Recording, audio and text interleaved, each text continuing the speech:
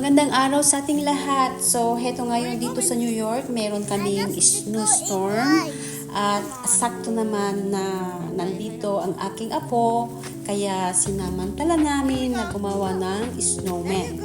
So, yan guys, as a lola, syempre gumagawa ako ng bagay na hindi makakalimutan ng aking apo habang maliit pa sila. Syempre, ipakita natin ng ating attention at pagmamahal para hindi nila makalimutan. At syempre, pagkasama natin sila, syempre kailangan natin i-match yung, hindi naman match na match, pero kailangan mag-isip bata din tayo. Parang parang playmate. Gawin mong ka-playdate yung apo o anak. Kasi alam nyo dito sa Amerika mga kaibigan, magkakalayo ang magkakaibigan at saka magkakalayo din ang mga relatives. Katulad ko, malayo yung mga iba kong kapatid, nasa Hawaii, sila, at saka Canada. So,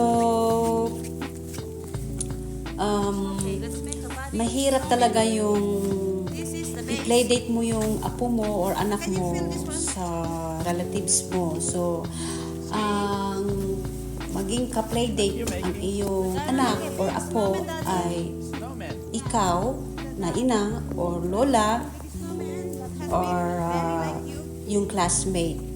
So, minsan pabihira din yung classmate kasi mga ibang parents hindi inaalaw ang anak dahil hindi na lalo na kung hindi naman ikaw kilala masyado or hindi mo kilala yung parents masyado or yung tao na or bahay na pupunta ng anak mo ay hindi mo papayagan na makipag-playdate.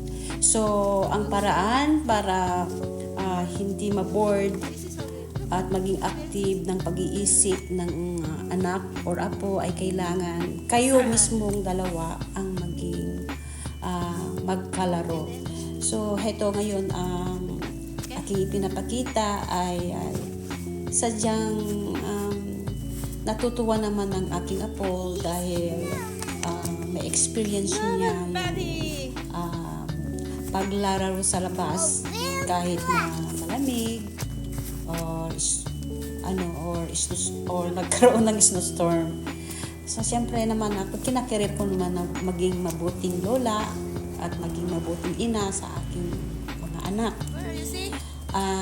Siyempre sa akin naman as a lola, kasi alam nyo na 50 plus na po tayo, gusto ko rin gawin ito para ma-exercise din ang aking katawan at saka magiging yung parang sa bata din mga kaibigan hindi mabakante yung ginagawa mo lalo na pag day off. Kasi alam niyo pag tayo ay nagkaroon ng ganitong edad, minsan nagkakaroon tayo ng mga anxiety or depression dahil sa bagay na tayo ay nagme-menopause na, nasa stage na tayo yon. Kailangan nating hindi natin ibakante yung araw para hindi tayo malungkot. Kasi minsan tayo pag nagkaroon ng nasa menopausal stage, minsan na magkakaroon tayo ng lungkot na hindi natin alam at sakit ng katawan. Pag hindi kasi ikaw gumalaw, minsan ang sakit ng ating katawan. So, as you can see, mga kaibigan, ako, nakita niyo doon sa likod, nag-enjoy siya sa paglalaro sa labas. Ang ginagawa namin dalawa dito ay siyempre kahit hanggang magsawa kami at hanggang kami ay ano ba yung tawag yun? Pagsuko ka na talaga, if you surrender sa lamig na, papasok ka na sa bahay. Itong winter storm, mga kaibigan, ay dumadarating mostly on January tsaka February, mga ganon mga kaibigan. So, ako minsan, pag may mga ganitong bagay, nag-iisip ako na We can see the mga bagay para sa apo ko at anak. Lalo na yung may teenager ako. So, yung panganay ko naman, ay siyempre, sa malayo silang lugar din. At kinukuha ko yung anak niya. Ito lang yung bagay na may papakita ko sa kanya din ng pagmamahal. Maalagaan ko paminsan-minsan ng aking apo kasi malayo sila. At siyempre araw-araw miss na miss ko ang aking apo. Kaya pag nandito sa bahay, at least 2 days, ay This one is going to be the neck for our snowman. Now, tapos na yung neck. ay Yes. lubos-lubusan kong makipagbanding sa aking apo kasi alam niyo, ang bilis nilang lumaki. Ang bilis nila. Kaya kaya sinasamantala kong gawin lahat ng aking makakaya para may enjoy ko din yung pagiging lola at lolo namin. Kaming mag-asawa ba. Kasi every time na bumabalik tong apo namin, ay nako mga kaibigan, miss na namin ulit sila. So, pero Be gentle here, okay? So, we can knock it out. wala tayong magagawa kasi may sarili din siyang magulang, hindi na naman namin pwedeng angkinin. Sabi nga yung anak ko, mag-anak ka pa ng isa. Sabi na, ikaw na lang kaya mag-anak. Manganak, sabi niya yung anak ko, biro niya. Kasi mahirap kasi dito sa Amerika, pag maraming anak. Pero depende naman siguro. Kung pwede lang magkaroon ako ng 4 na anak, ang saya ako. Ito, dalawa lang naman ang aking anak. Gentle. Gusto ko sana rin magkakaroon din ng mas maraming apo. Pero sadyang mahirap yata ngayon sa panahon ngayon na magkaanak ng marami. This one, we're gonna make a head out of it. Hopefully, tingnan Snowman natin is sa gonna aking be bunso. having a big head. Hooray! Right.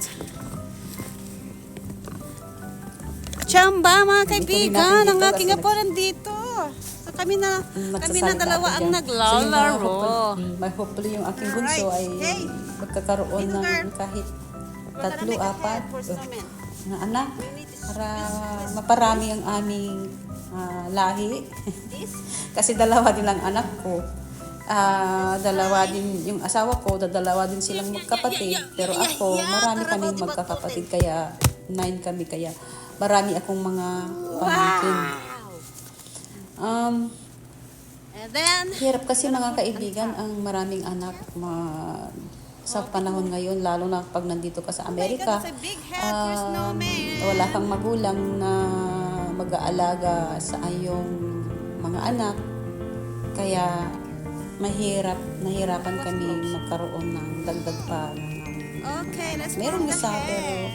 nakunan ako, kaya It's gonna be handsome. naging 2 lang talaga ang para sa akin na ibinigay ng Diyos. Pero at least nagpapasalamat pa rin ako sa Panginoon dahil alam niyo, binigyan ako ng 2 magaganda at mababait na anak.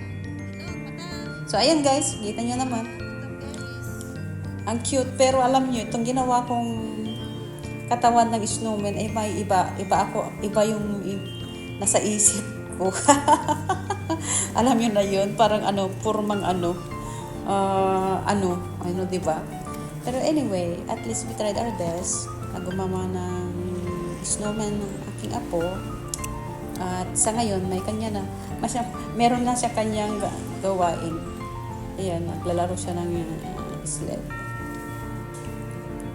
So ayan, ipagpatuloy ninyo yung panoorin ng aking ginagawa mga guys kasi ito may part 2. I don't wanna knock it down. I don't wanna knock it down. Ayan guys. So ito ngayon ang kanyang kamay, mga kaibigan. So we have to put it like this. So malapit nang matapos mga kaibigan. May part 2 po ito. Hindi pa talagang totally tapos. Pero ayan na. Kita nyo na masaya yung si Snowman. Yeah. So, see you on part 2. Okay. Thanks for watching, guys. There you go.